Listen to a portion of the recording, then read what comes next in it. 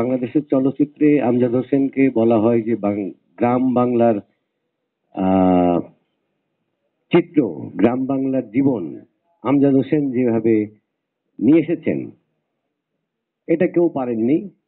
পাশাপাশি ছোট পর্দায় টেলিভিশনে আমার কথা বলে যে গ্রামের নাটক করার ক্ষেত্রে, হ্যাঁ, আমজাদ হোসেনের মতো মুক্তিযুদ্ধের যে ছবি।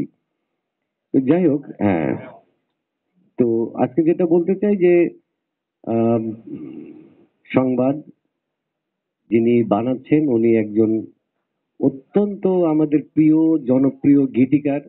যারা সোহেল আরমানের গান শুনেছেন, মানে এখন ইয়াং জেনারেশন হয়তো শোনেন নাই, কিন্তু অসম্ভব একজন জনপ্রিয় গুণী গীতিকার, গুণী নির্মাতা।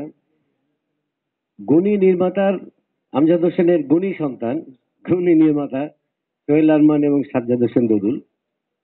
খুবই ভালো লাগছে যে এরকম যখন চলচ্চিত্রে সুবাতাস বইতে শুরু করেছে বাংলাদেশে, গত 3-4 বছর ধরেই বলবো, বাংলাদেশের চলচ্চিত্র ঘুরে দাঁড়িয়েছে, সুবাতাস বইছে এবং এই সুবাতাস নিয়ে এসেছেন আমাদের, আমি একদম বলতে দ্বিধা নেই যে এই নতুন প্রজন্মের নির্মাতা, প্রযোজক, তারা তাদের হাত ধরেই কিন্তু চলচ্চিত্র ঘুরে দাঁড়িয়েছে।